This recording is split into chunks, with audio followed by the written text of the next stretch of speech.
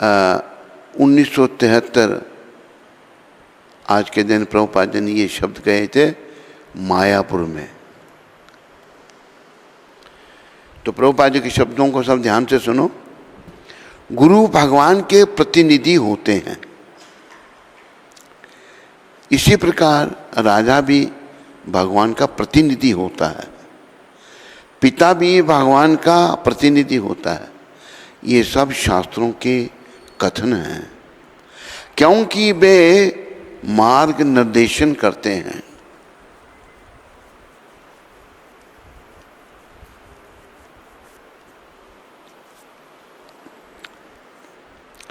राजा मार्ग निर्देशन करता है, गुरु मार्ग निर्देशन करता है, पिता मार्ग निर्देशन करता है। वह मार्ग निर्देशन क्या है कि शिक्षा और संस्कृति द्वारा किस प्रकार कृष्ण भावना भावित बना जाए।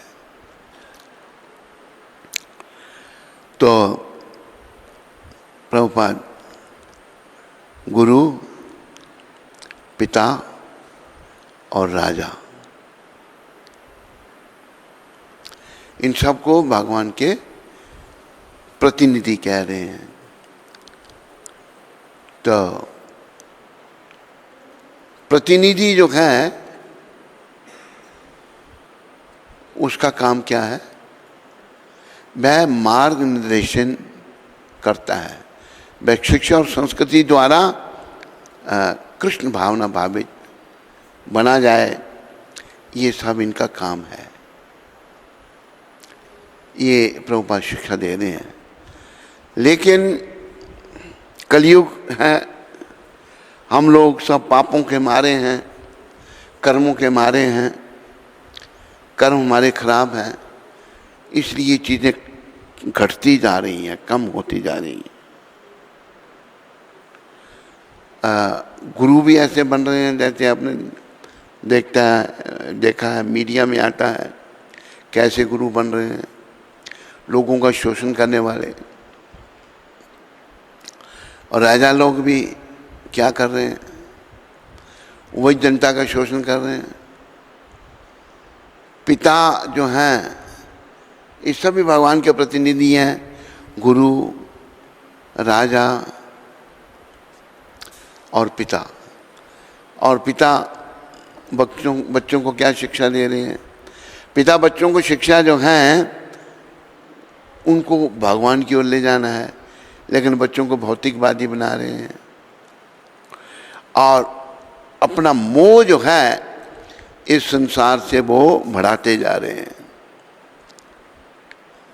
शिक्षा और संस्कृति द्वारा किस प्रकार कृष्ण भावना भावित बना जाए, ये इन सब का काम है।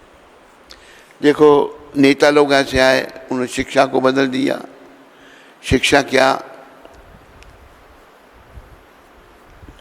कि पेट कैसे भरना है, केवल पेट भी नहीं भरा जाता, बड़े बड़े उनके पास डिग्रियाँ हैं और वो पेट भरने के लिए सारे, पेट भी नहीं कई बार भरा जाता। MA PhD कई डिग्रियाँ हैं। तो वैसे सभी का काम ये है कि कैसे उनके जो अधीन है, पिता के अधीन जो बच्चे हैं, राजा के अधीन जो राज्य है और गुरु के अधीन जो शिष्य हैं, इन सबको शिक्षा और संस्कृति द्वारा कैसे कृष्ण भावना भावित बनाया जाए, ये इन सब का काम है। आप सब कृपा करके ये बात ध्यान में रखो, जीवन का और कोई उद्देश्य नहीं है। हम लोगों ने बहुत सारे उद्देश्य बना लिए हैं, लेकिन जीवन का एक ही उद्देश्य है कि हम कैसे कृष्ण भावना से भावित हों, हम कैसे कृष्ण के निकट आए। और देखो यहाँ कृष्ण भावना की बात प्रभुपाद कह रहे हैं। सब कुछ जो है वो भावना है, सारा सौदा भावना का है। अगर किसी की भावना ठीक नहीं तो बेकार है। और किसी के पास कुछ भी नहीं है लेकिन भावना ठीक है तो सब ठीक है। शब्द आते हैं भावो विदति देवा, भाव से भगवान मिलते हैं। तो भावना खत्म होती जा रही है। लेकिन जैसा कि प्रायः मैं कहता हूं, एकमात्र ये संत जो विग्रह रूप में, मूर्ति रूप में विराजमान हैं, ये आशा, इनकी शिक्षा जो है वो आशा है, इनका मार्गदर्शन जो है वो एक आशा है, बाकी निराशा ही निराशा है। तो प्रभुपाद तो आखिरी दम तक, आखिरी समय तक वो बेचारे शिक्षा देते रहे। तो ऐसे संतों की कृपा की याचना करनी चाहिए। बस फिर से मैं आपको और अपने आप को भी याद दिलाता हूँ, वो क्या, हम सब ने बहुत बड़ी परीक्षा में बैठना है। परीक्षा क्या है? संसार से जाने की। और हमारे काम क्या है? जो भी काम हम, संसार से मोहग्रस्त होने के। पत्नी से मोह, बच्चों से मोह, घर से मोह, बाहर से मोह, पति से मोह। ये मोहग्रस्त जो है ना, ये मोह बस नरक का द्वार है। ये शिक्षा है भी। लेकिन फिर भी भगवान बड़े दयालु हैं। उन्होंने कहा अपने सच्चे अनुयायी को, सच्चे भक्त को भेज करके लोगों को पुनः शिक्षाएं दी हैं जो उनके काम की हैं। बाकी संसार की जो शिक्षा, जैसे भक्ति विनोद ठाकुर कहते हैं जड़ विद्या, ये सब जड़, जड़ मतलब बेकार। जड़ विद्या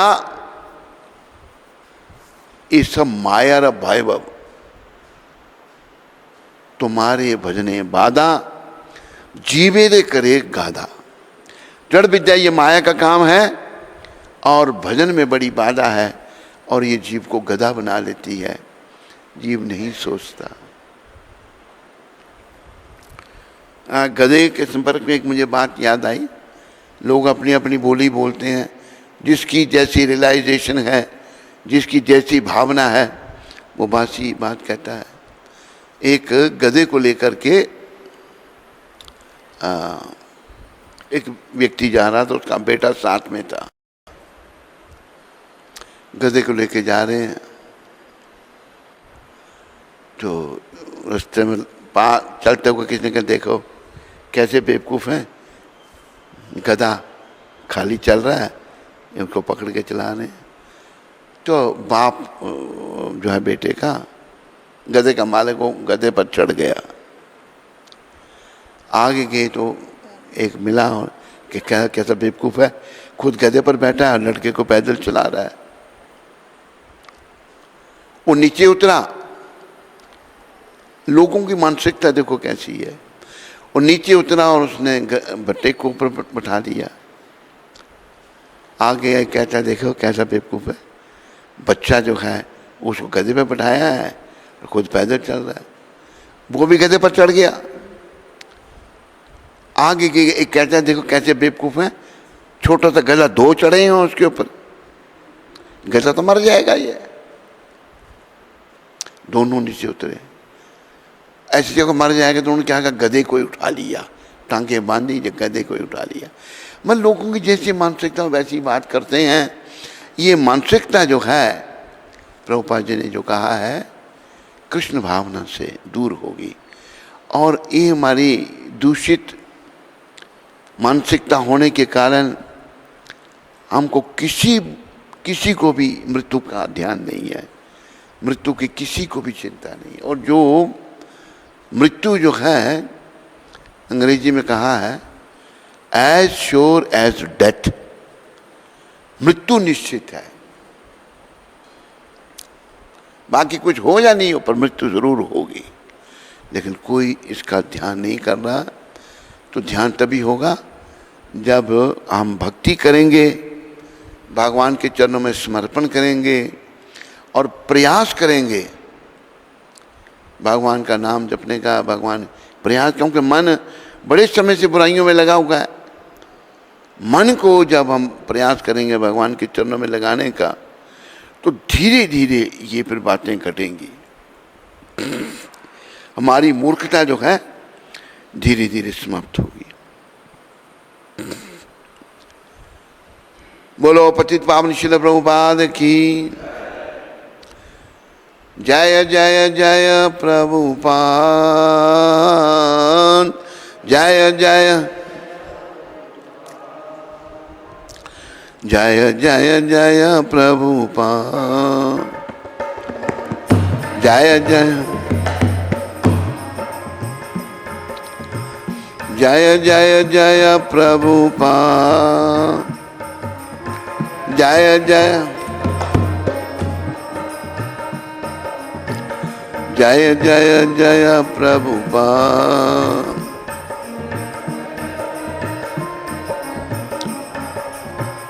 बोलो पतित पावन श्रील प्रभुपाद की। जब जय बोलनी हो जरा अच्छी तरह से प्रेम से बोला करो। बोलो पतित पावन श्रील प्रभुपाद की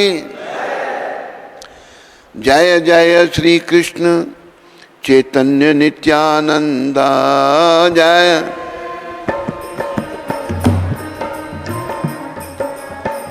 जय अद्वैत चंद्र, जय गौर भक्त वृंदा।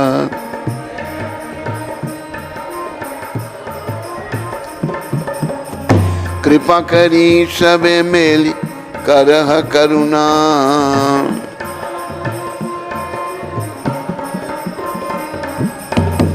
अधम पतिता जन नाकरी हा घृणा।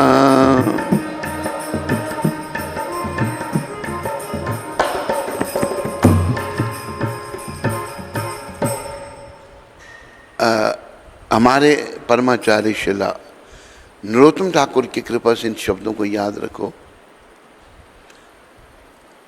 वो बड़े महान थे, लेकिन बड़े महान भक्त भी थे, तभी महान थे।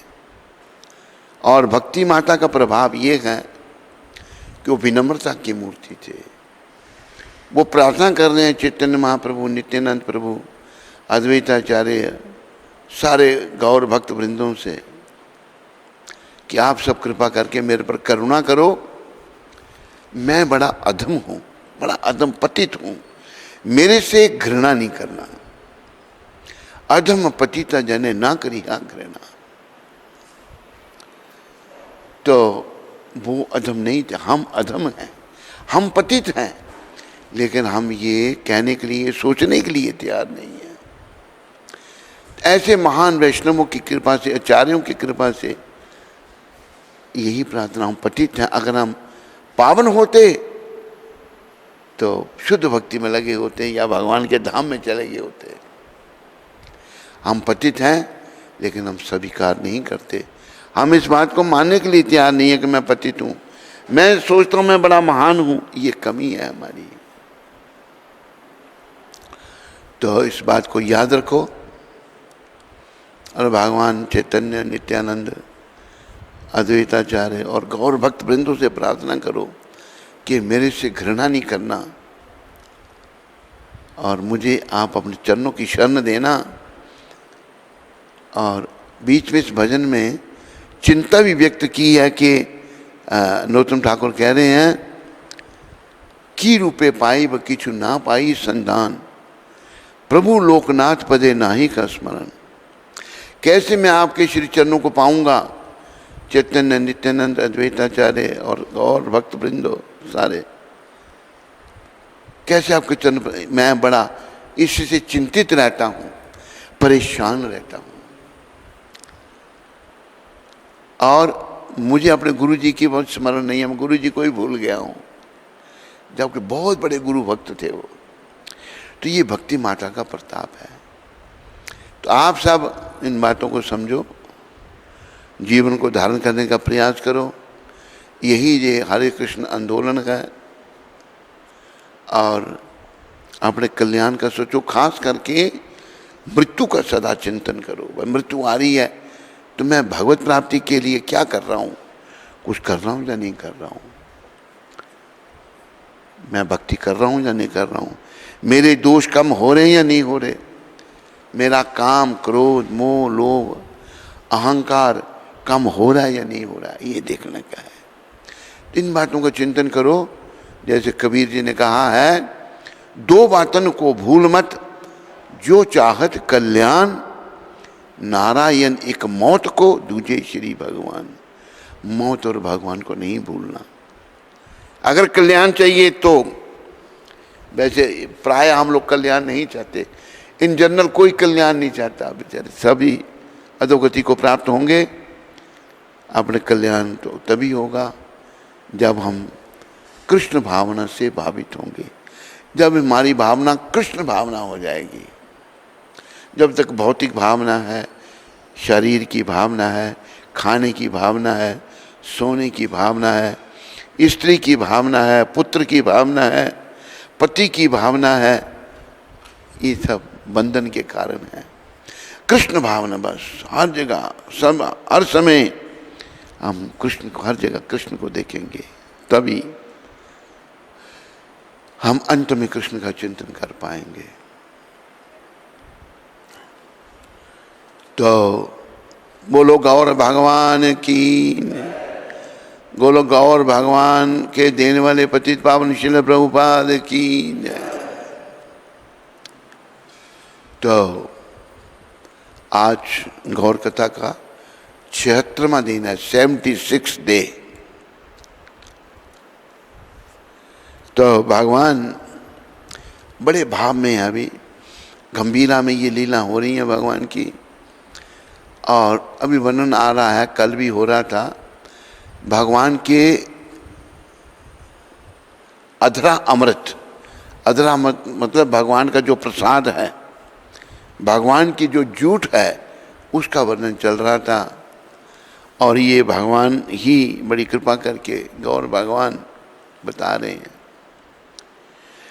कृष्ण विरहा कातर भगवान महाप्रभु गंभीरा में लेटे हुए गुनगुन करके श्री कृष्ण गुणगान करने लगे।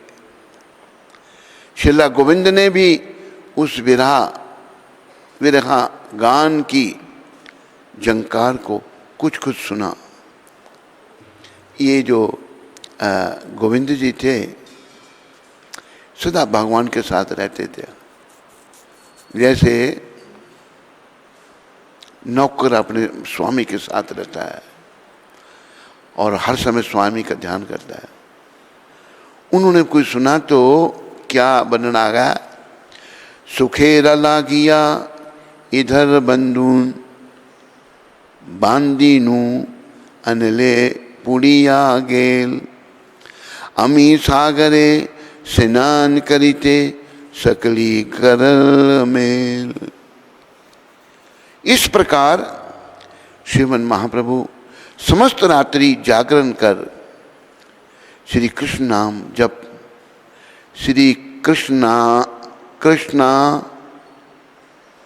गुणगान एवं बीच बीच में कातर कंठ से प्रेम रुदन करते रहे। ये भगवान कहते थे। जो गोविंद जी ने सुना,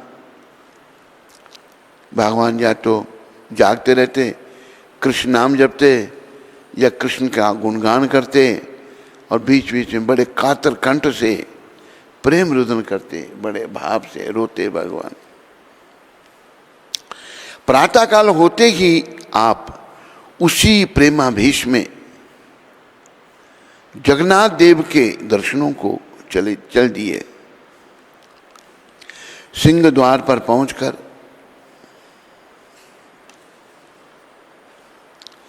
द्वारपाल का हाथ पकड़कर कहने लगे, द्वारपाल जो द्वार पर खड़े होते हैं उनका हाथ पकड़कर कहने लगे, सखी मेरे प्राण वल्लभ कृष्ण कहाँ हैं, मेरे को एक बार दर्शन करा दो। ये बड़ा भाव है भगवान का, राधा जी का भाव कृष्ण के प्रति है। उसी का आस्वादन कृष्ण चैतन्य महाप्रभु के रूप में कर रहे हैं। द्वारपाल श्री गौर हरि को भली बनती जानता था। मैं आपका श्री हस्त पकड़कर भीतर मंदिर में ले गया। द्वारपाल भी जानता था, बार बार उसने भगवान को देखा था, वही निवास था गौर भगवान का। और भगवान जगन्नाथ की ओर संकेत करता हुआ बोला, यह देखो जगन्नाथ, नीलाचल नाथ एवं आपके प्राणनाथ यही है ना। श्रीमन महाप्रभु आनंद में गदगद हुए गरुड़ स्तंभ के पीछे खड़े होकर अपनी प्रीतम के दर्शन करने लगे। उस समय श्रीमन महाप्रभु को श्री जगन्नाथ के गोप भेष मुरलीधर ब्रजेंद्र कुमार राधानाथ रूप में दर्शन हुए। गौर भगवान को ये दर्शन हुए। आपने खूब जी भरकर अपने प्राण प्रेष्ठ के दर्शन किए। श्री कृष्ण प्रेमोन्मत्त श्रीमन महाप्रभु जगन्नाथ भगवान के मुखारबिंद का दर्शन कर रहे थे। इसी समय गोपाल वल्लभ भोग का समय हो गया। भोग आरती का शंख घंटा बजने लगा। श्री गौर हरि भोग आरती के दर्शन करके अपने आश्रम पर पधारे। भोग समाप्ति पर श्री जगन्नाथ जी के पुजारी प्रसाद लेकर आपकी कुटी पर आए। भगवान चैतन्य महाप्रभु को एक माला पहनाई और अपने सामने ही आपसे प्रसाद पाने का अत्यंत आग्रह किया। पुजारी माला पहनाकर कहता कि बस प्रसाद पाइए, आग्रह कर रहा है, वो प्रार्थना कर रहा है भगवान से। यह प्रसाद इतना अच्छा था कि स्वाद की बात छोड़ दें, उसकी सुगंध ही मन को पागल बनाने वाली थी। यह प्रसाद बहुमूल्य वस्तुओं से बना हुआ था, इसलिए सेवक गण उसका थोड़ा सा अंश श्री चैतन्य महाप्रभु को खिलाना चाह रहे थे। भक्तवत्सल श्री गौर भगवान ने उनके विशेष कहने से किंचित प्रसाद उठाकर अपनी जीवा पर रखकर शेष गोविंद को दे दिया। उस समय कर्णामृत अधरामृत का आस्वादन करके आप आनंद प्रकाश करने लगे। यह प्रसाद महाप्रभु को अमृत से करोड़ों गुना अधिक स्वादिष्ट लगा, वो जो थोड़ा सा ही भगवान ने लिया था। इसलिए वे पूरी तरह संतुष्ट हो गए और उन्हें रोमांच हो गया। नेत्रों से अश्रुधारा बहने लगी। भगवान भावुक होकर रोने लग पड़े। महाप्रभु ने विचार किया कि इस प्रसाद में ऐसा स्वाद कहाँ से आया। निश्चय ही श्री कृष्ण के होंठों के अमृत के स्पर्श से ऐसा हुआ है। भगवान के जो मुंह में है वो अमृत है। वो भगवान कह रहे हैं होठों से भगवान ने खाया है इसको, इसलिए स्पर्श किया है, ऐसा हुआ है। यह समझकर श्री चैतन्य महाप्रभु को श्री कृष्ण के प्रेम आवेश का अनुभव हुआ। किंतु भगवान जगन्नाथ के सेवकों को देखकर उन्होंने अपने आप को संभाला। भगवान महाप्रभु बार बार कहते रहे, सुकृति लभ्य फैलाल ब, सुकृति लभ्य फैलाल ब, बहुत ही सौभाग्य है हम सबका, हमको प्रसाद का एक कण मिल पाता है।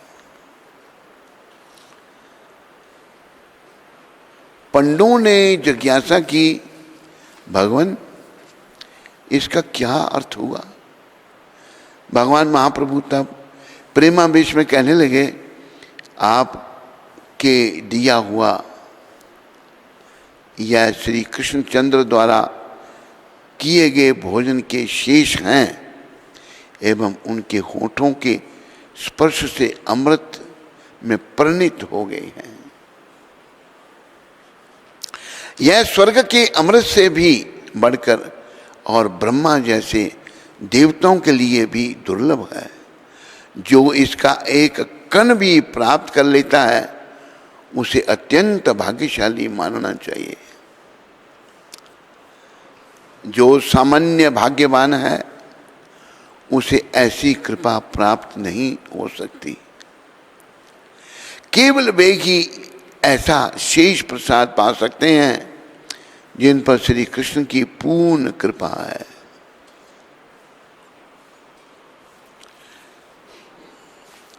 प्रिय बंधुओं, प्रभुपाद कृपा से मैं कुछ कहना चाहता हूँ। प्रभुपाद अमेरिका में गए और वो लोग कौन थे?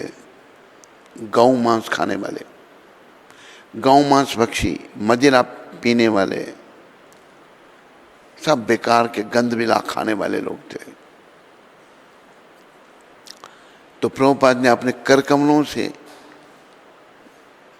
भोग बनाकर भगवान को भोग लगाया, प्रसाद बनाकर भगवान को भोग लगाया और फिर उनको खिलाया।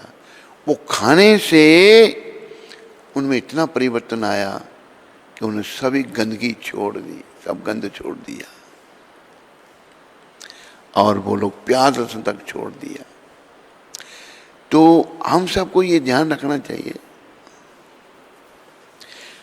अभी जैसे एक बच्चे से मैं सुबह बात कर रहा था, जब छोटा ही था भाग के चले गए, कहाँ? होटल में चले गए वो बच्चे। वो होटल का गंद वाला खाने लगे। किसी ने पिलाया उनको, मंदिर में 2-3 बच्चे थे, उनमें से एक को मैं पूछ रहा था तो वहाँ देख रहा है मेरे को वो। तो हमारा मन जब गंदा है तो ये गंदगी ही चाहता है, ये प्रसाद नहीं चाहता। इसका ध्यान गंदगी की तरफ रहता है। प्रसाद के अलावा जो कुछ भी है, गीता में भगवान ने कहा कि जो भगवान कहते हैं जो मुझे अर्पण किए बिना खाता है वो पाप खाता है। क्योंकि हर चीज के भोक्ता भगवान है। भगवान को हमें उन्हीं का दिया हुआ उनको अर्पण करके उसको शुद्ध करना है। जब भगवान उसको स्वीकार करेंगे विग्रह रूप में, तभी वो शुद्ध होगा। अगर हम ऐसा नहीं करते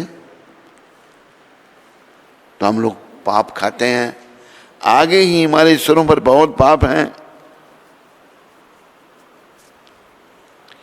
तो हमारा प्रयास ये रहना चाहिए कि हमारे पाप बढ़े नहीं, ये घटें।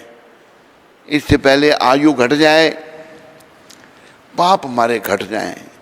प्रसाद खाने से, नाम जपने से, सेवा करने से, तन मन धन भगवान के अर्पण करने से क्या होगा कि हमारे पाप घटते जाएंगे, धीरे धीरे घटेंगे। और पापों को इतना घटाना है कि आखिरी समय में कोई पाप हमें आकर तंग ना करे। यज्ञ शिष्टा शिना संतो मुच्यन्ते सर्व किल विषय भुंजते ते त्वगम पापा ये पंचांत आत्म कारणात्। भगवान के भक्त सभी प्रकार के पापों से मुक्त हो जाते हैं क्योंकि वे यज्ञ में अर्पित किए भोजन प्रसाद को ही खाते हैं।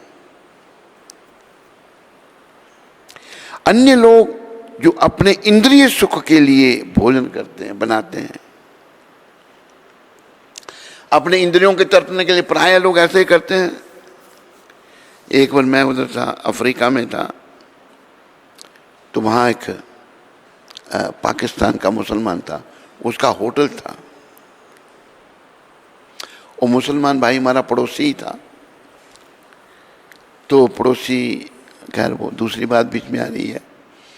तो एक सरदार जी हमारे संपर्क में आए, किसी ने उनसे हमको मिलाया। वो उस मुसलमान की दुकान में आकर मांस खाते थे। तो मैंने कहा जी आपको मांस नहीं खाना चाहिए। कि नहीं, लिखा है हमारे ग्रंथ साहब में, लिखा है क्या, चटका के खाओ। चटका आना मतलब जल ऐसे गला काट देना भगवान का।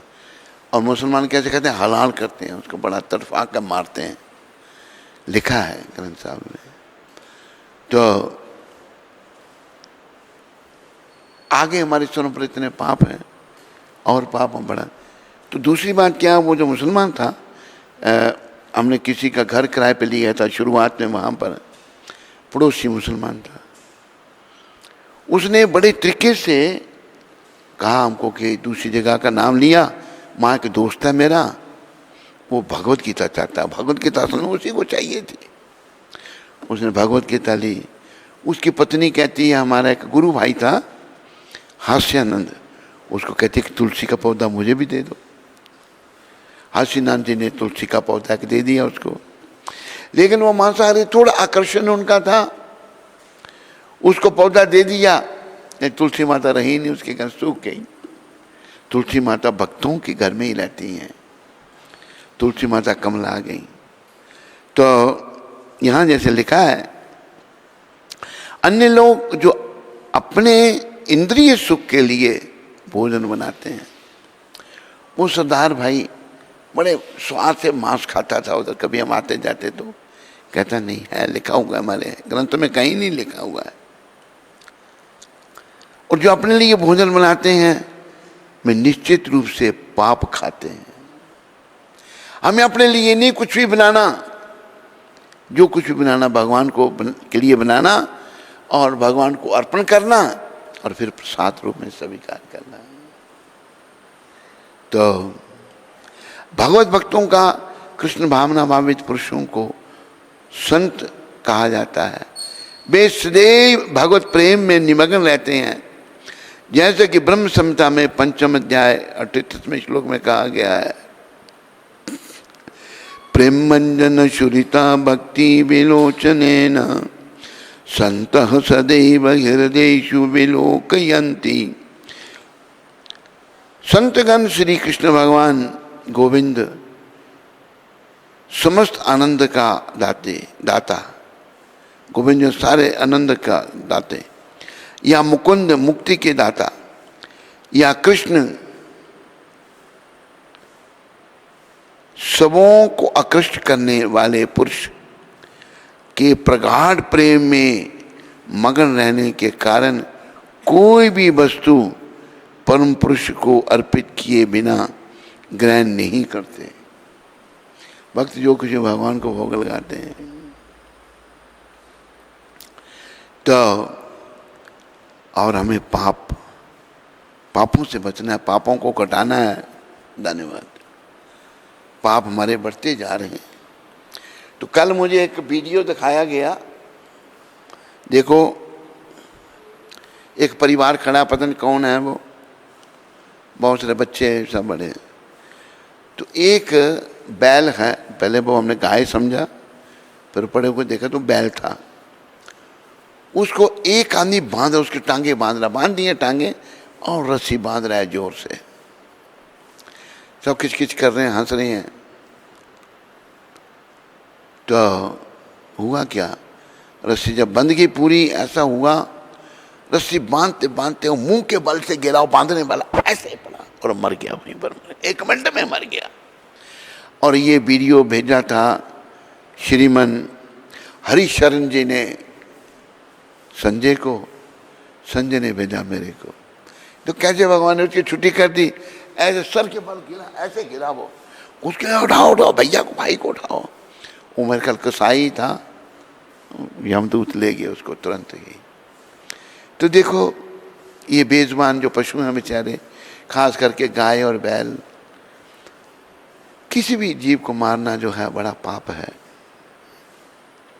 लेकिन लोगों के पाप बनने के कारण, प्रसाद नहीं खाने के कारण, उल्टे सीधे काम करने के कारण उनके दिल जो हैं दयाहीन हो गए हैं, दया नहीं उनके दिलों में। और याद रखो, जिसके दिल में दया नहीं है वो बेचारा भक्ति पथ में आगे नहीं बढ़ रहा। अभी जैसे कुछ हैं दया करते हैं, अच्छा, कई जगह वो दयाहीन हो जाते हैं तो धीरे धीरे लगे रहें तो सब में दया आएगी। असल में हम सबको दया दिखानी चाहिए। बड़ा सुंदर दोहा है कि दया धर्म का मूल है। दया धर्म की जड़ है, पाप मूल अभिमान।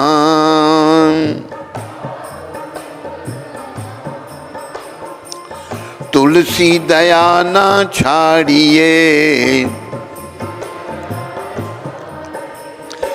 जब लग घट में प्राण।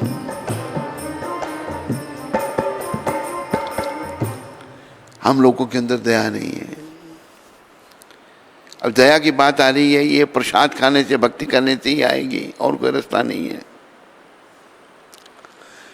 जो भक्त नहीं है वो विग्रह रूप में भगवान जब आते हैं उनको मानते ही नहीं, कह रही तो पत्थर है। ऐसा कहना बड़ा अपराध है। भगवान पूर्ण है, वो किसी भी रूप में प्रकट हो सकते हैं। वो शिला के रूप में, एक पेंटिंग के रूप में, अपने नाम के रूप में, भगवान कैसे भी प्रकट हो सकते हैं। तो अगर हमारे दिलों में दया नहीं है ना तो फिर पाप है। और पाप से क्या है? अभिमान है, अभिमान आ गया है। दया धर्म का मूल है, पाप मूल अभिमान, और पाप की जड़ है अभिमान।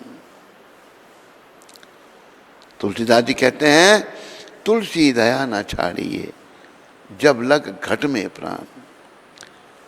कोई आदमी जो बुरा कर्म करता है ना, उसको पता नहीं वो कैसे। कल मैं अभी सुबह ही बात कर रहा था मैं,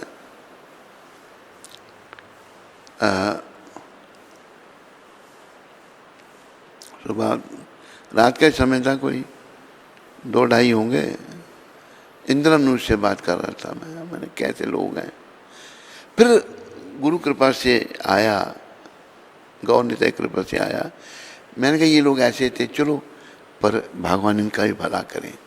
फिर मैंने इनको ये बताया कि देखो भक्त कैसे होते हैं।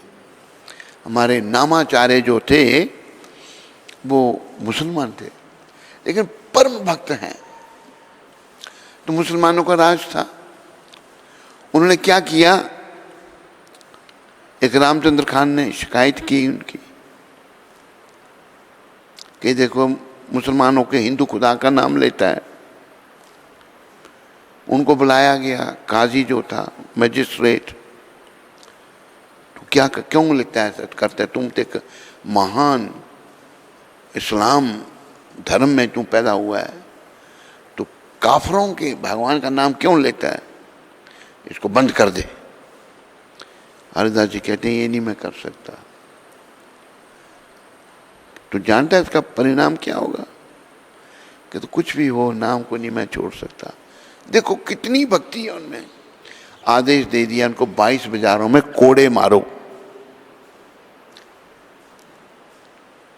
22 बाजार में कोड़े मारे, तो नाम नहीं छोड़ना, कोड़े खाने के लिए तैयार हैं। कोड़े मारने वाले लोगों को इकट्ठा करके कोड़े मार रहे हैं उनको, हंटर मारते जा रहे हैं। जब उनको पहली जगह ही, पहले बाजार में कोड़े मारने लगे, वो क्या कह रहे हैं? वो कह रहे हैं हे भगवान इन्हें क्षमा करो, ये नहीं जानते क्या कर रहे हैं। देखो ये है भक्त, कोड़े मार रहे हैं उनको, कोई कसूर नहीं, कसूर एक ही है कि वो नाम जपते हैं। वो क्या कह रहे हैं, इन्हें क्षमा करो। अंग्रेजी में प्रभुपाद लिख रहे हैं, हरिदास जी कहते हैं, हे Krishna please forgive them, excuse them, they don't know what they are doing. भक्त कितने दयालु होते हैं, हम भक्त नहीं हैं। तो कुछ लोगों का वर्णन किया मैंने जो उन्होंने अच्छा व्यवहार नहीं किया था, फिर बाद में आया, मन में आया इनकी कृपा से, गुरु कृपा से, मैंने कहा भगवान इनका भी भला करें। हमने किसी का बुरा नहीं सोचना, कर भला हो भला, अंत भले का भला। कर बुरा हो बुरा, अंत बुरे का बुरा। भले का अंत ही भला है, बुरे का अंत भला नहीं हो सकता। तो देखो मैं वीडियो देखकर बड़ा ही, पहले मैंने सोचा मेरे सामने, हमारे सामने मारेंगे बेचारे इसको, वो तो फिर नहीं मारा, मारने वाला ही पूरा बांधा भी नहीं था, ऐसे गिरा जोर से, मुंह में सब फट गया होगा उसका। मर गया था वो? नहीं, तूने देखा? किसने दिखाया तेरे को? तो नहीं, पर मरा होगा, पर दिखाया नहीं ना वहां पर, है रिपोर्ट में था, और रिपोर्ट दिखा देना, मैंने रिपोर्ट देखी नहीं। तो महाप्रभु भगवान जो हैं प्रसाद के बारे में कह रहे हैं, जो भगवान को भोग लगता है वही हमें सेवन करना चाहिए। तो पुजारी पूछ रहे हैं उनको, पंडों ने जिज्ञासा की, भगवान इसका क्या अर्थ होगा? भगवान महाप्रभु तब प्रेमावेश में कहने लगे, आपके दिया हुआ यह कृष्णचंद्र द्वारा किए गए भोजन के शेष हैं एवं उनके होठों के स्पर्श से अमृत में परिणित हो गए हैं। भगवान जब भोग लगाते हैं तो झूठ है भगवान की, जब खाते हैं वो तो अमृत बन जाता है। यह स्वर्ग के अमृत से भी बढ़कर और ब्रह्मा जैसे देवताओं के लिए भी दुर्लभ है। जो इसका एक कण भी प्राप्त कर लेता है उसे अत्यंत भाग्यशाली मानना चाहिए। इसलिए प्रभुपाद जी ने हमें प्रसाद खाना सिखाया। सब भक्त लोग प्रसाद खाओ और कुछ मत खाओ, प्रसाद ही बस जीवन है। जो खाओ भगवान को भोग लगाओ। जो सामान्य भाग्यवान है उसे ऐसी कृपा प्राप्त नहीं हो सकती। जिसका भाग्य नहीं है उसे ये कृपा नहीं मिलती। केवल वे ही ऐसा शेष प्रसाद पा सकते हैं जिन पर श्री कृष्ण की पूर्ण कृपा है, ये भी याद रखो। और देखो हमारे गुरुदेव का प्रभाव क्या था, इनके प्रभाव मैं आपको बताऊं। मैं मायापुर में था, तो मायापुर में कोकोनट वाटर, उसको डाब कहते हैं वहाँ पर, बंगला भाषा में डाब कहते हैं। तो कोकोनट होते हैं वहाँ पर, तो भक्त लोग पीते हैं। एक दिन मैं उधर से गुजरा, मैंने भी एक डाब लिया और मेरे पास एक गोरा भक्त खड़ा हुआ था, लिया, उसने दिया डाब वाले ने मेरे को, मैंने पीना शुरू कर दिया। मेरे पास जो गोरा भक्त खड़ा कहा था मेरे को डांट लगाने लगा, तूने अर्पण क्यों नहीं किया? Why didn't offer to Krishna? बेकार अर्पण किए तुम, पानी पीने लग पड़ा। तो कितनी परिवर्तन प्रभुपाद जी ने उन विदेशी लोगों में लाया। ये एक संत का प्रभाव है। उसने मेरे को डांट लगाई। एक बात मैं और सुना दूंगा आपको प्रभुपाद जी के प्रभाव की। ये वृंदावन की बात है। वृंदावन में जब हम थे, सेवा मिली थी हमको वृंदावन की, तो गुरुकुल की सेवा करते थे एक डॉक्टर शर्मा, वो आगरा के थे, पीएचडी कर रखी थी उन्होंने कैलिफोर्निया से। कभी कभी मैं उनके पास जाके बैठता था। एक दिन शर्मा जी ने मुझे बताया कि देखो कितना प्रभाव है प्रभुपाद जी का। मैंने कहा क्या बात? बोला कि एक उनका टीचर जो कि इंग्लैंड से था, प्राय विदेशी भक्त थे, उनमें से टीचर भी थे, बच्चे भी पढ़ने वाले विदेशी थे। तो विदेश का भक्त जो है, मैं प्रिंसिपल, डॉक्टर शर्मा प्रिंसिपल थे, प्रभुपाद ने उनको प्रिंसिपल बनाया था, उनको आके पूछता है कि मेरे माता पिता मुझे बार बार बुला रहे हैं इंग्लैंड में, तो मैं नहीं गया, अभी उन्होंने ये टिकट भेज दी मेरे को, एयर टिकट भेज दी, मैं क्या करूं, आपसे सलाह लेने आया। डॉक्टर शर्मा कहते हैं मैंने कहा उसको, हो आओ, टिकट भेज दी है तेरे को, तो मिला हो। कहते मैं नहीं जाऊंगा, I want go. Doctor Sharma कहते वाई? कहते दे ईट मीट, मैं नहीं इसलिए नहीं जाऊंगा, मांसाहार करते हैं, तो मैं कहाँ खाऊंगा। देखो इतना परिवर्तन मिला है, उसी घर में पैदा हुआ मांसाहारी उसके माँ बाप, अभी उसमें इतना परिवर्तन है कि वो अपने घर में नहीं जाना चाहता, उसने टिकट वापस भेज दी। ये है इनका प्रभाव। अरे हम इनके चरणों को पकड़े हैं, इनके श्री चरणों की कृपा से हम में भी परिवर्तन आएगा, हमारा जीवन भी सफल होगा।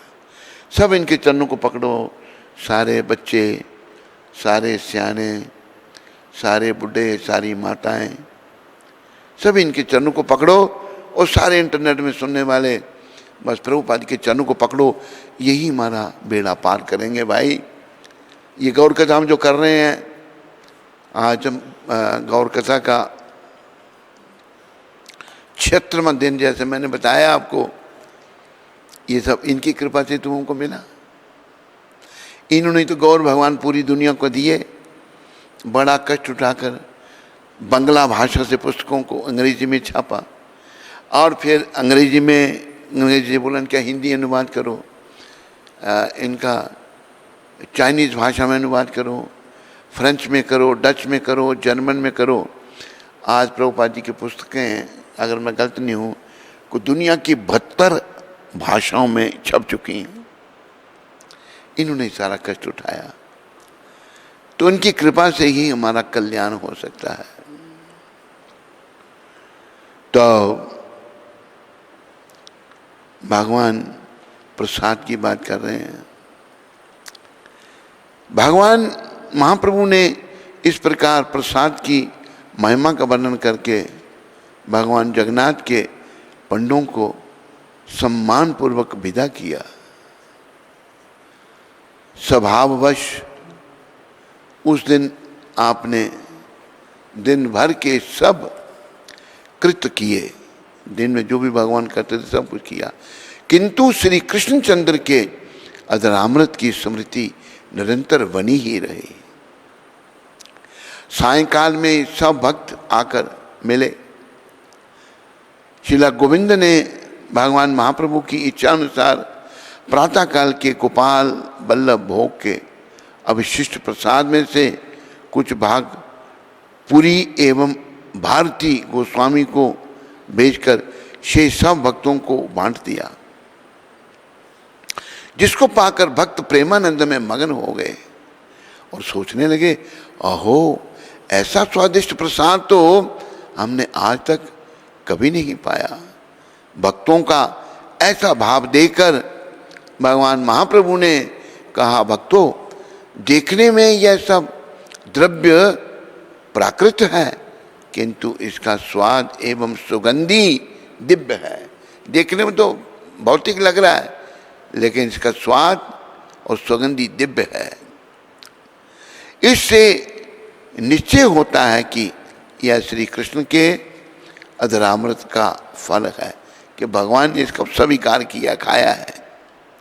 श्री कृष्ण के अधरामृत का गुण इस प्रसाद में आ गया है, जिसके सेवन से प्रेम का नशा खूब चढ़ता है। प्रसाद जब हम खाएंगे तो कृष्ण प्रेम जागृत होगा, प्रेम का नशा खूब चढ़ता है। यह बड़े पुण्यों से मिलता है। ऐसा बताया है प्रसाद का क्या भाव है, प्रसाद कितना महान है। मान लो राजा को भाई, राजा को ऐसे मांग के प्रसाद प्रसाद दे दो मेरे को, राजा को मांग के लेना चाहिए, लिया मात्र से लगाकर राजा को उसको खा जाना चाहिए, प्रसाद को पा जाना चाहिए। तो इस प्रसाद से ही एक शब्द है ना सुबह, महाप्रसादे गोविंदे नमो ब्राह्मणे वैष्णवे स्वल्प पुण्याभितम राजन विश्वासो नहीं वजायते। जो भगवान का महाप्रसाद है गोविंद का, और ब्राह्मण और वैष्णव में, नमो ब्राह्मणे वैष्णवे, जिनके पुण्य कम हैं, हम सबके पाप ही पाप तो हैं, जिनके पुण्य कम हैं, स्वल्प पुण्याभितम राजन विश्वासो नहीं वजायते। हे राजन, उनका इस प्रसाद में विश्वास नहीं होता। जिनके पुण्य कम, जिनके पुण्य बढ़ जाते हैं, वो प्रसाद का बड़ा सम्मान करते हैं। श्री गौरहरि के श्रीमुख से प्रसाद की महिमा सुनकर उपस्थित भक्तवृंद उच्च स्वर से प्रेमानंद में हरिध्वनि करने लगे। तो देखो हरिदास जी महाराज जो हैं, मारने वालों को भी क्षमा कर रहे हैं, लेकिन भगवान अपने भक्तों का कष्ट नहीं देख सकते। भगवान ने उनकी शरीर में प्रवेश किया, गौर हरि ने, और सारे कष्ट, कोड़े मारने के जो कष्ट थे, भगवान ने अपने ऊपर ले लिए। भगवान का एक बार महाप्रकाश हुआ, सबको मांगने के लिए कहा। हरिदास जी को कहा, प्रभु अगर आप दीन बंधु हैं तो मैं दीन नहीं, अगर आप पतित पावन हैं तो मैं पतित नहीं, अर्थात मैं उससे भी पतित हूं, दीन से भी दीन हूं। तो भगवान गौरहरि ने कहा कि हरिदास, मेरे पास तेरे को देने के लिए असल में कुछ नहीं है, मैं अपना आप ही तेरे को दे चुका हूं। जब तेरे को मारा जा रहा था, कोड़े मार रहे जा रहे थे तेरे को 22 बाजारों में, मैं उनको मारने के लिए आ गया, लेकिन तुम उनको क्षमा कर रहे थे, फिर मैं कैसे मारता उनको। फिर हरिदास, मैंने तेरे शरीर में प्रवेश किया, यानी कि अपना आप तेरे को दे दिया मैंने, और देख हरिदास मेरी पीठ को देख, सारे कोड़े मैंने अपने पर, भगवान की पीठ कोड़ों से भरी पड़ी थी। तो आप देखो भगवान कितने दयालु हैं। सो भक्त जो हैं बड़े प्रसन्न हैं। श्रीमन महाप्रभु ने राय रामानंद को उक्त विषय का कोई श्लोक पढ़ने का संकेत किया। श्री राय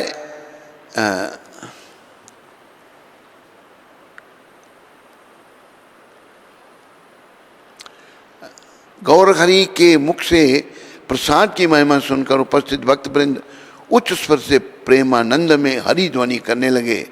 हरि बोल, हरि बोल, हरि बोल। इसी समय श्रीमन महाप्रभु ने राय रामानंद को उक्त विषय का कोई श्लोक पढ़ने का संकेत किया।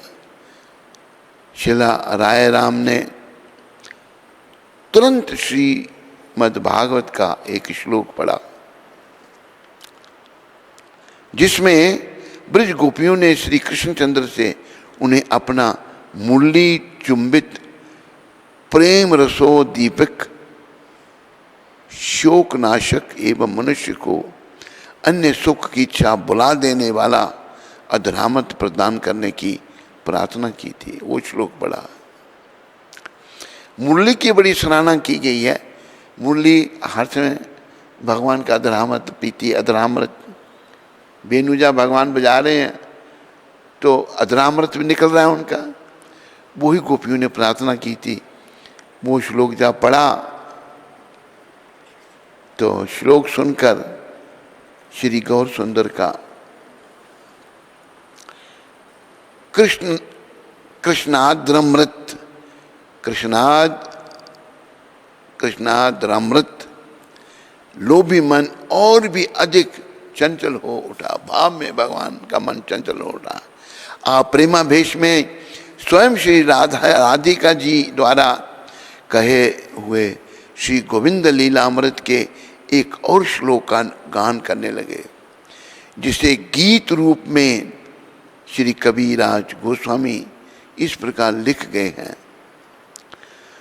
तनुमन कराय क्षोभ, बाढ़ाय सूरत लोभ, हर्ष शोकादि भाव विनाशाय, पासाराय अन्य रस जगत करे आत्मवश, लज्जा धर्म में धैर्य करे क्षय, नागर सुन तुम्हारा अधर चरित, माताए नारीरा मन, जी हाँ करे आकर्षण, विचारिते सब विपरीत, आचुक नारी रकाज, कहते वशिया लाज, तो मारा उधर बड़ दृष्ट राय।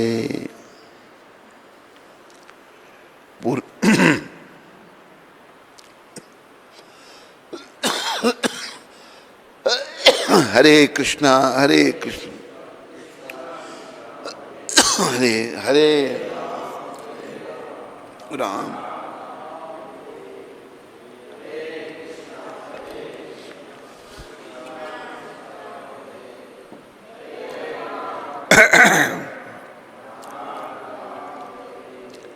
हरे कृष्णा।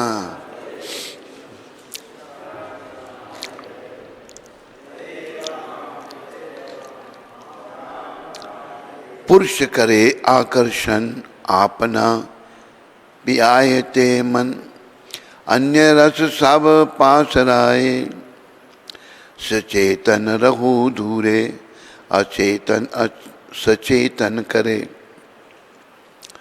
तुम्हारा अदर भड़बाजी कर, तुम्हारा बेनु शुष्के नंदन, तार जन्माय इंद्रिय मन, तारे आपना पियाए निरंतर, बेनु दृष्ट पुरुष हैया, पुरुष धर पियाए पिया, गोपी गने जानाय निज पान, ओहे सुन गोपीगण भले पियो तुम्हारा धन, तुम्हारा यदि था के अभिमान, तबे मोर क्रोध करी लज्जा, धर्म भय छाड़ी, छाड़ी दिमु करो आसी पान, नहे पिमु निरंतर, तुम्हारे मोर नागी डर,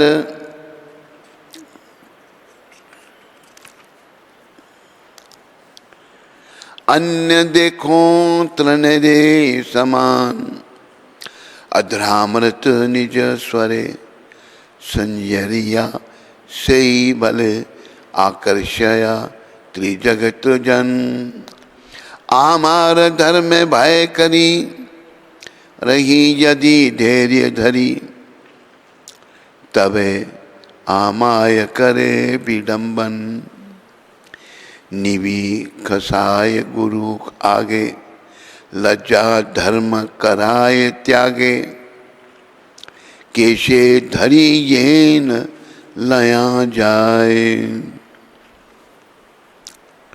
आनी कराए तोमार दासी, सुनी लोक करे हासी, हाय मत नारीरा नचाए, शुष्क बांसरे काठी खान एत करे, अपमान ऐ दशा करीले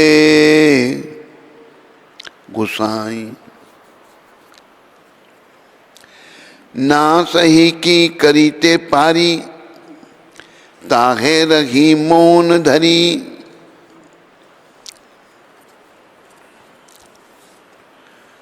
चोरार माँ के ढाकी, कांदीते नाई, अधरेरा ऐ रीति आर सुनो कुनीति से अधर सने जार मेला से भक्ष्य भोजे पान है अमृत समान नाम तार है कृष्ण फेला।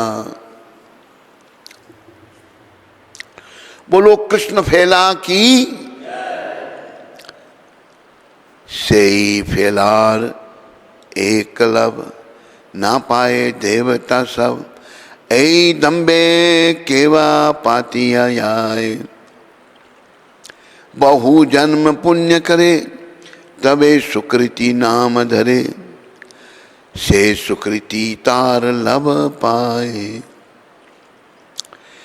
कृष्ण ये खाए तांबुल कहे तार नाघी मूल ताहे आर दम्ब परिपाटी तार सेवा उदगार तारे कय अमृत सार। गोपी मुख करे आल बाटी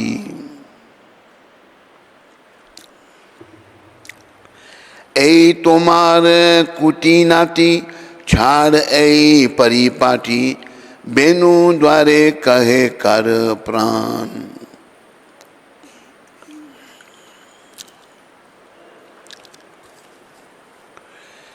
हरे कृष्ण हरे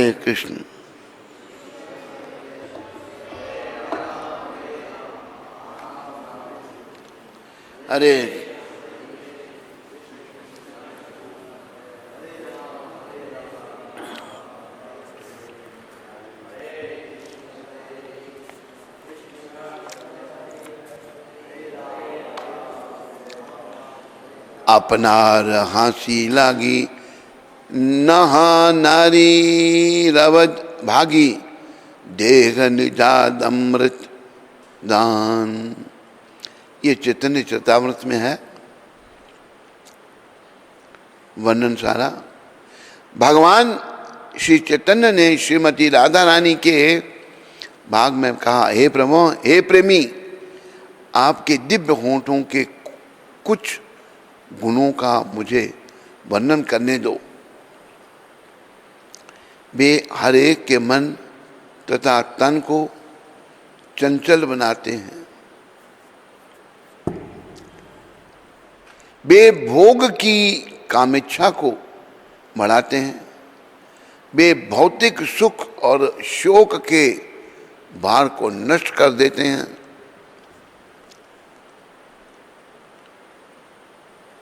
वह भोग की कामेच्छा को बढ़ाते हैं। वे भौतिक सुख कामेच्छा को तो घटाते हैं, तो बढ़ाते कैसे का?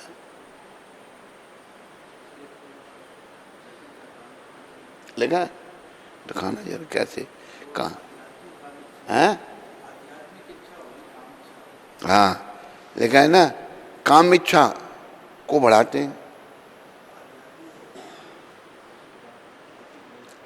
ये थोड़ा करेक्शन चाहिए यहाँ पर।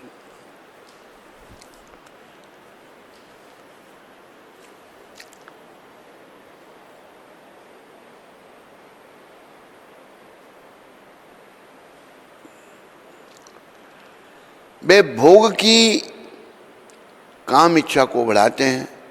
वे भौतिक सुख और शोक के भार को नष्ट कर देते हैं और सारे भौतिक स्वादों को बुलवा देते हैं। यहाँ तो बाकी ठीक आ गए। सारे संसार उनके वशीभूत हो जाता है।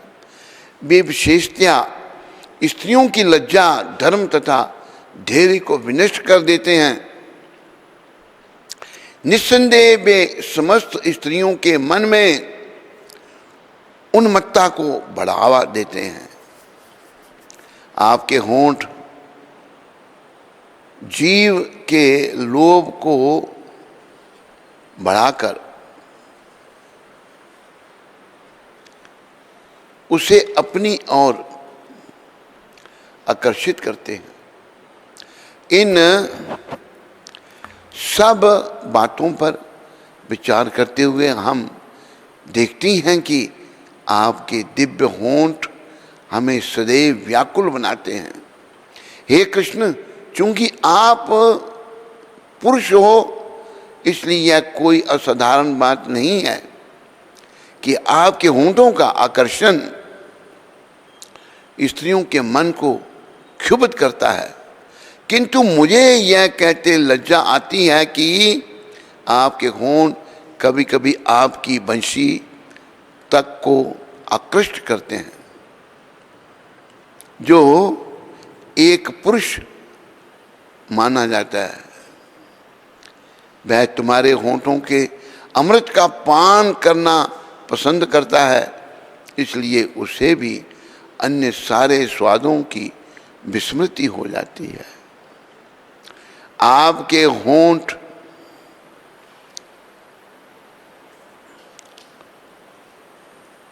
आपके होंठों द्वारा चैतन्य जीवों के अतिरिक्त कभी कभी अचेतन पदार्थ भी चेतन बना दिए जाते हैं। इसलिए आपके होंठ बहुत बड़े जादूगर हैं। विडंबना तो यह है कि यद्यपि आपकी वंशी मात्र सूखा काष्ठ है, किंतु आपके होंठ उसे अपना अमृत पिलवाते हैं। वे शुष्क काष्ठ की बनी वंशी में मन तथा इंद्रियां उत्पन्न करते हैं और उसे दिव्य आनंद प्रदान करते हैं। वह वंशी वेणु अत्यंत दृष्ट पुरुष है जो अन्य पुरुषों के होंठों के स्वाद का बारंबार पान करता है। यह वंशी रूपी पुरुष अपने गुणों का विज्ञापन करते हुए गोपियों से कहता है, हे गोपियों, यदि तुम्हें स्त्रियां होने का गर्व है तो आगे आगे आओ और अपनी संपत्ति का भगवान के होंठों के अमृत का भोग करो। इस पर वंशी में कुछ क्रुद्ध होकर मुझसे कहा, तुम अपनी लज्जा, अपनी लाज, भय तथा धर्म छोड़ दो और आकर श्री कृष्ण के होंठों का पान करो। इस शर्त पर भी उनके प्रति अपनी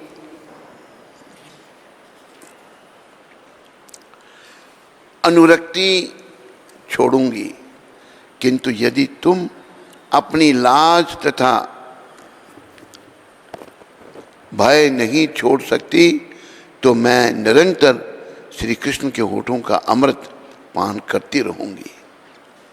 मैं कुछ भयभीत हूं क्योंकि तुम्हें भी उस अमृत को पीने का अधिकार है, लेकिन अन्यों को मैं तिनके के बराबर मानती हूं।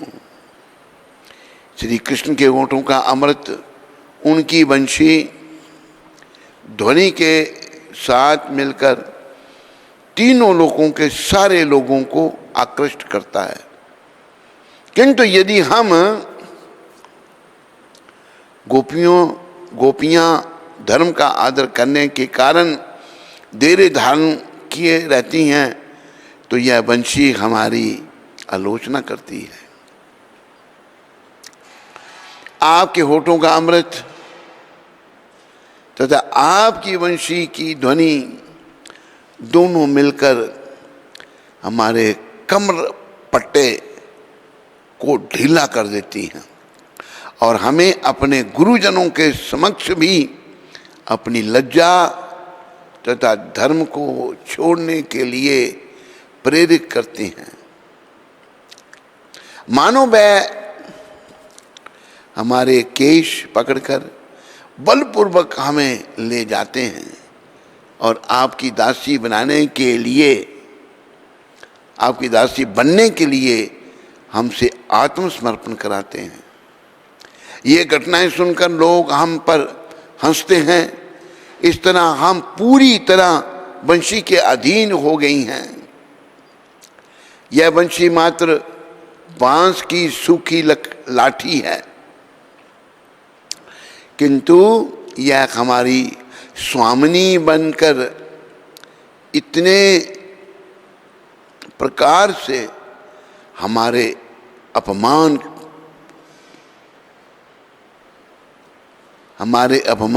करती है, लिखा है, हमारा अपमान करती है। हम दुखद स्थिति के लिए बद्ध हो जाती हैं।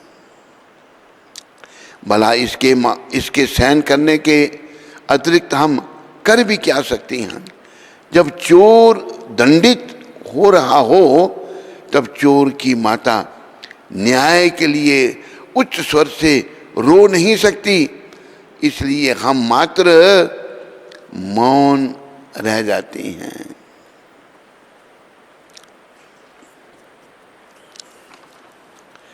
इन होठों का यही रीति है।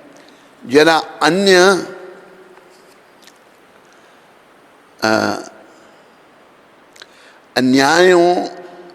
अन्यायों का तो विचार करो। इन होठों का जो भी वस्तु छू जाती है, चाहे भोजन,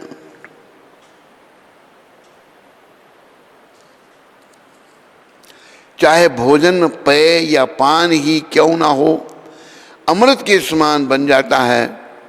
तब यह वस्तु कृष्ण फैला अर्थात कृष्ण का शेष प्रसाद कहलाता है।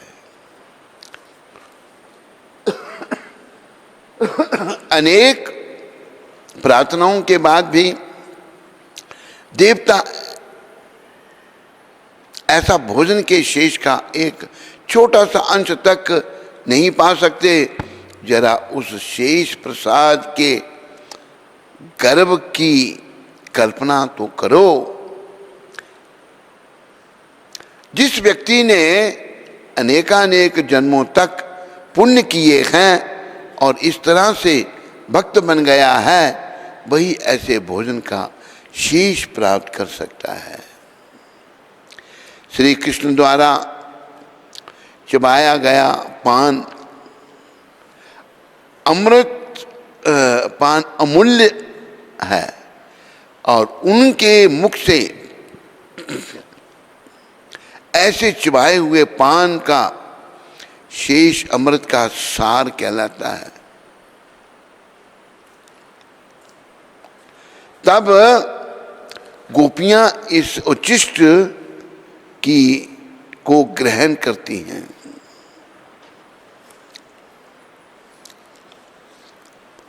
तब उनके मुख कृष्ण के पीक दान बन जाते हैं।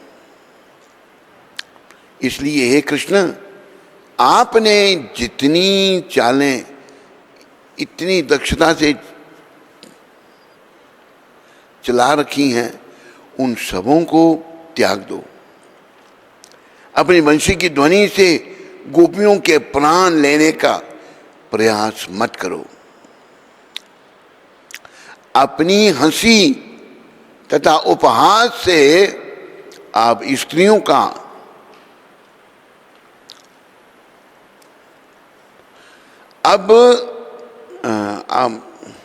उपहास से आप स्त्रियों का वध करने के अपराधी बन रहे हो।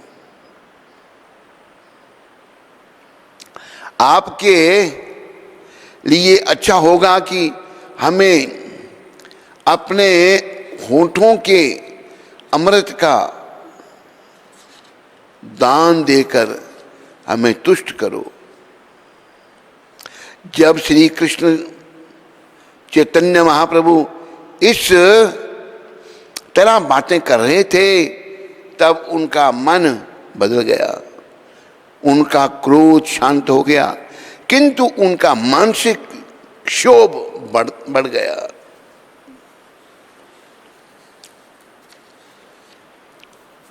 भगवान महाप्रभु का प्रलाप वर्णन का इसी का नाम है। इसका वर्णन करना तो दुखदायी है ही भाव भी मनुष्य के हृदयांगम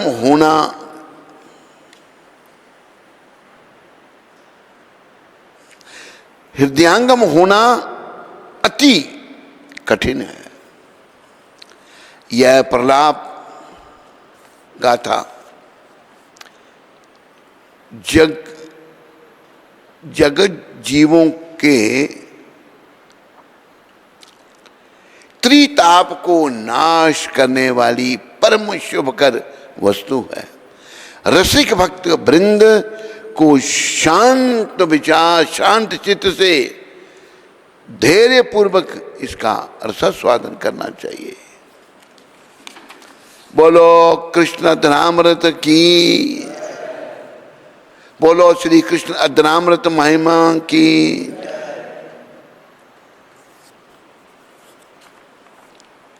सबका धन्यवाद। हरे कृष्णा।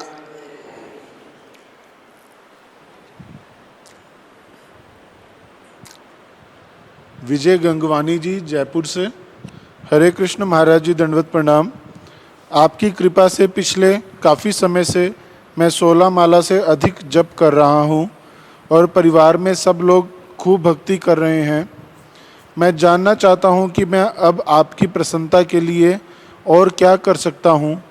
मेरे पास समय भी है और मैं भक्ति में और आगे बढ़ना चाहता हूँ। तो फिर से जरा प्रश्न को जरा रिपीट करो। कौन है ये प्रश्न करने वाला? विजय गंगवानी जी। आप विजय, जयपुर से जी। क्या कह रहे हैं विजय जी महाराज? आपकी कृपा से मैं पिछले काफ़ी समय से 16 माला से अधिक जप कर रहा हूँ और परिवार में सब लोग खूब भक्ति कर रहे हैं। हाँ। मैं जानना चाहता हूँ कि मैं अब आपकी प्रसन्नता के लिए और क्या कर सकता हूँ। मेरे पास समय भी है और मैं भक्ति में और आगे बढ़ना चाहता हूँ। बहुत अच्छा है। देखो ऐसा है, अगर आप भक्ति में आगे बढ़ना चाहते हैं विजय जी, तो वर्णनीय आता है कि भगवान कहते हैं सब छोड़ के मेरी शरण में आ जाओ, पूर्ण रूप से मेरे पर निर्भर हो जाओ। सर्वधर्मान परित्यज्य मामेकम शरणम ब्रज, मेरी शरण में आ जाओ। अहम त्वाम सर्व पापेभ्यो, मैं तुम्हें सारे पापों से छुड़ाकर मोक्षयिष्यामि मा शुचि, मोक्ष दूंगा, तुम चिंता मत करो। तो शरणागति है, अगर वो कर सको। अभी आप जो काम करते हो उस काम को भगवान के लिए करो।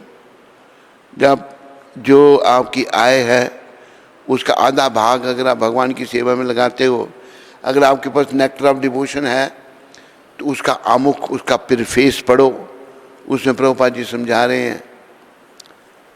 तो ऐसा करने से भी आप आगे बढ़ सकते हो। ठीक है गंगवानी जी, धन्यवाद आपका। नेहा परदेसी फैजपुर से। नेहा परदेसी। परदेसी परदेसी कौन है?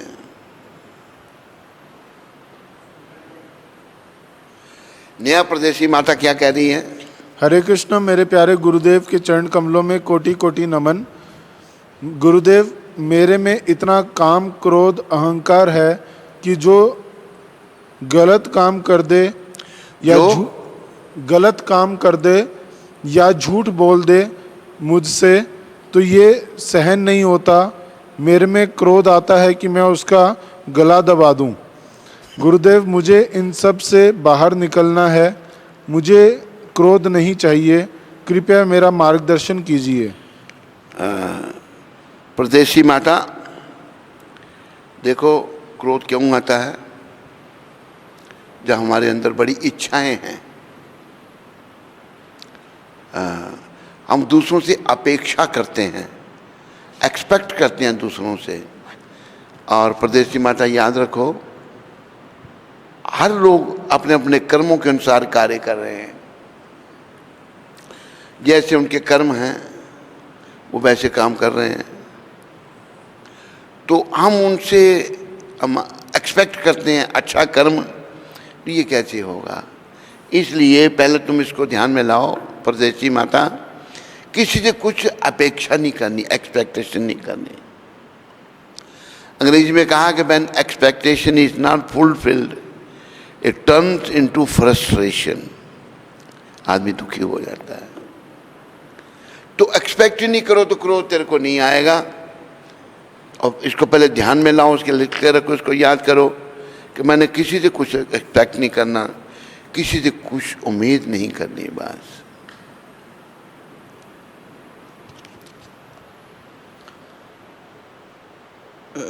रजनी माता गुरदासपुर से, हरे कृष्ण महाराज जी, दंडवत प्रणाम। महाराज जी, अगर किसी व्यक्ति को डॉक्टरों ने बोला है, अगर किसी व्यक्ति को डॉक्टरों ने बोला है कि उसके पास केवल 1 वर्ष शेष है, 1 वर्ष शेष है, तो ऐसी सिचुएशन में उस व्यक्ति को क्या करना चाहिए? भक्ति करे, बस टाइम नहीं है। वैसे एक हमारा इधर भक्त था, दीक्षा तो नहीं ली थी, लेकिन नाम के प्रताप से ठीक हो गया था, कईयों को वो ठीक करता था। उसका नाम था डॉक्टर सुरेश, राजस्थान से था वो। तो वो बताता था, वो ये कहता था कैंसर का रोग बड़ा भागी, कैंसर का रोगी बड़ा भागी। मैंने ये तुम कैसे कहते हो? कि तो उसको पता लग गया कि मैं मरने वाला हूं, तो नाम नहीं भगवान का, भगवान के चरणों में लग जाए वो। उस बेचारे को भी कैंसर हो गया था फिर। तो मैंने कहा भाई तुम, कहता मैं भी बड़ा भागी हूँ, बड़ा भागी, मैं मर जाऊंगा अभी मैं। आखिरी समय में उसने, तूने देखा था उसको? नहीं है। आखिरी समय में उसने, आखिरी जब टाइम उसको हुआ, चैतन्य महाप्रभु की, प्रभुपाद जी की फोटो बताया को बहुत ऐसा आल्टर के दर्शन करते करते उसने शरीर छोड़े थे। वो ये कहता था कि वो बड़भागी है, उसको पता लग गया हम बड़भागी नहीं, हमें भी पता मरना तो है, लेकिन सोचना बड़ी लंबी आयु है भी हमारी, आयु तो लंबी है नहीं। जब पता ही लग गया, आप नोटिस आ गया मरना ही है, तो उसको वो डॉक्टर सुरेश बड़भागी कहता था। बस वो प्रयास करे, लग जाए नाम सिमरन में कि मेरे पास अभी 1 ही साल है, मैंने भगवान के नाम के सिवा और कुछ नहीं करना। मेरे पास भी एक नोटिस है किसी की तरफ से, तो मैंने माता को बोल दिया है कि उस साल मैं वृंदावन में रहूंगा, बोला है ना। तो नोटिस है, पता नहीं कई दूसरे बता रहे हैं कि नोटिस कैंसिल हो जाएगा वो। अब एक व्यक्ति कहता नहीं होगा, ऐसे कह रहा है, तूने ऐसे कहा, नहीं कहा, ऐसे बोला। तो पता नहीं नोटिस पर, पता कोई नहीं, कैंसिल भी हो सकता है, से भी हो सकता है। तो जिसे पता लग जाता है कि मेरे पास 1 साल है, तो बस भजन करे, हर ओर से मन को हटाने की कोशिश करे। कठिन तो होगा, क्योंकि मन लगा हुआ संसारी चीजों में, कचड़े में पड़ा हुआ है, प्रयास करे वो। दिनेश शर्मा जी और गरिमा शर्मा माता, कटरा वैष्णो देवी यूनिवर्सिटी से, गुरु महाराज जी के चरणों में हम दोनों का दंडवत प्रणाम। गुरु महाराज जी, आपकी कृपा से हमारे जीवन में बहुत परिवर्तन आया है। हम आपके शिष्य बनने का प्रयास भी कर रहे हैं। मेरी धर्मपत्नी गरिमा ने आपकी कृपा से भगवत गीता का प्रचार शुरू किया है, जिसमें काफ़ी सारे लोग जुड़े हैं। कृपया करके आशीर्वाद दें कि हम इस प्रयास में सफल हो सकें। हरे कृष्ण। दिनेश और गरिमा माता, मेरी शुभकामनाएं आपके साथ हैं। प्रभुपाद जी के चरणों में प्रार्थना करो कि वो कृपा करें और आपकी भक्ति को सुदृढ़ करें। मेरी शुभकामनाएं आप दोनों के साथ में हैं।